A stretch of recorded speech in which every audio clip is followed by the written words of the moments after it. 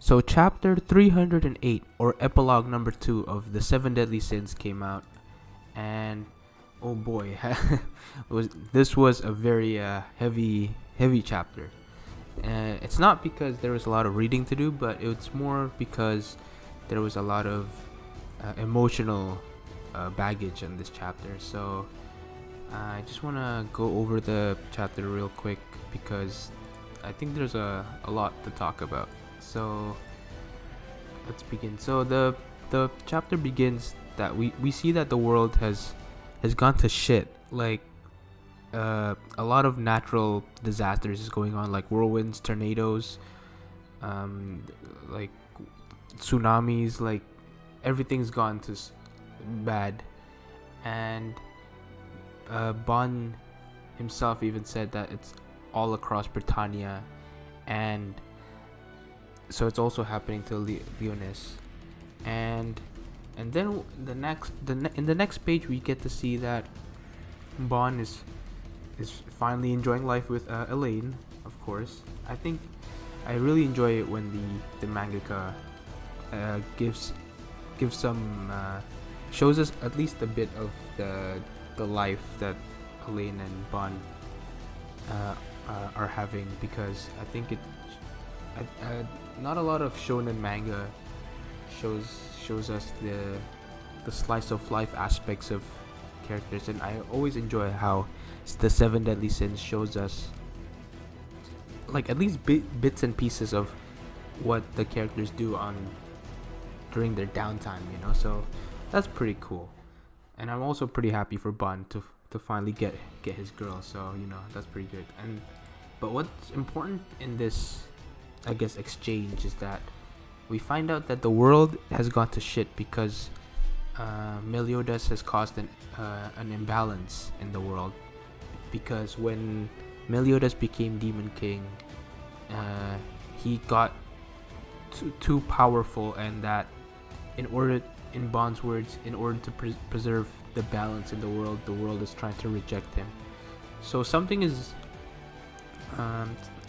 going to happen soon. The world is going to do something to Meliodas, maybe swallow it up or something like that, or start attacking it or something. But there's inevitably like a countdown going on. So Meliodas's days are already numbered, and if we are to base to, and we've seen like how bad it's been so far, I would say Meliodas doesn't have long at all, so that is not good. And Elaine and Bon also talk about how maybe, well, at least Elaine thinks maybe we should try to stop, like we should try to solve this problem, find a way to how Meliodas can stay in this world. But then Bon says something really interesting. Bon says that first of all, it can't be stopped, but second of all, I wouldn't want to stop it.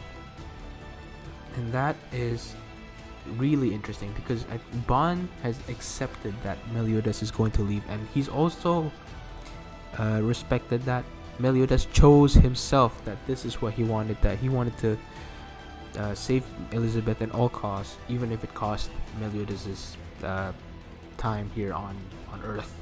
So he's choosing to respect Meliodas's decision, and he also tells Elaine to do that also. But then Elaine starts to cry, because she feels sadness to how Elizabeth is going to be left by Meliodas soon. So yeah, really emotional stuff in the beginning. But then we quickly shift to the Boar's Hat, and we see that the 7 deadly sins and all their friends and are gathered up there, and we get to see a lot of slice of life, which I enjoy, and also a lot of comedy. I think a good one was when King said greeted Bon, and then Bon was just like, "Who the hell are you?" Because King has his mohawk form, and I think that's really funny. So that's really good.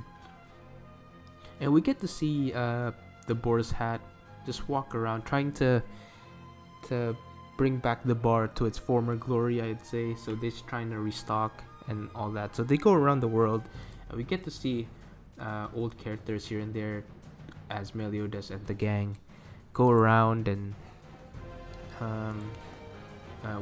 restock and try to improve on the bar.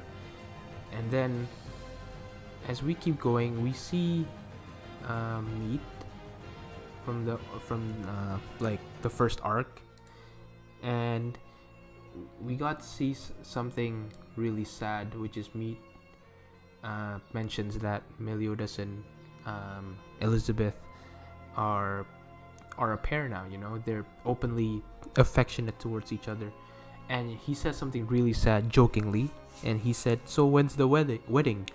And Elizabeth even replied, "Oh, it might just be before you manage to get married, meat, so really soon." But then there's also, even though this is a happy, and the art even conveys like some sort of a happy and kind of comedic scene, we see this, we read this with like this dread, because we know Meliodas is going to go soon. So that makes like this whole thing sad. And we even see Elaine and Bond kind of on the side being sad, and also Meliodas kind of like knowing what's going to happen soon.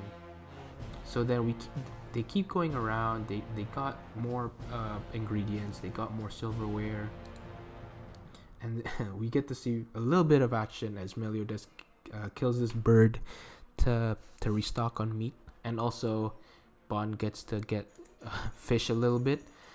And then we get to also get to see Escanor getting chased around by this little deer dog bear looking thing.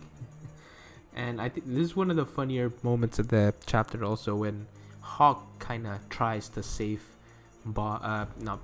Escanor, and then Hawk stares down this little beast and then starts running away with Escanor. So that was really funny, and then so they both had to get saved, and then we get to see that King is also contemplating on kind of, I think, maybe proposing to Diane. So, and he's just thinking of the words to think in his head. So yeah, this chapter really has this aura of the dangerous past. And I think something really cool that happened in this chapter was that all the guys in the Seven Deadly Sins had a group bonding moment, which is they had a group peeing kind of session. And I love how the dynamic of this was working, and also I just love how Gauther is just on the side staring. That's really good. I guess Gauther doesn't need to pee because he's a doll also, so I like that little acting right there. And then this is when things start getting really, really sad. Like Meliodas is just happy, and then we find out that Escanor, King, and Gauther all kind of had this feeling, or kind of knew, that Meliodas is kind of screwed and that Meliodas doesn't have a long time.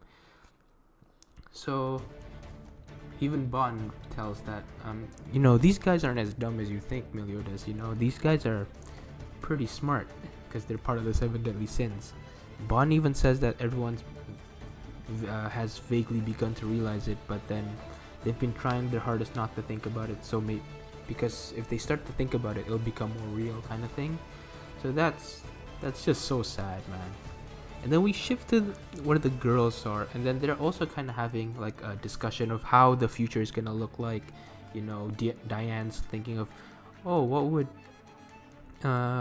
Meliodas and Elizabeth's kids look like? How would their kids look like? How would they interact? Kind of looking into the far future.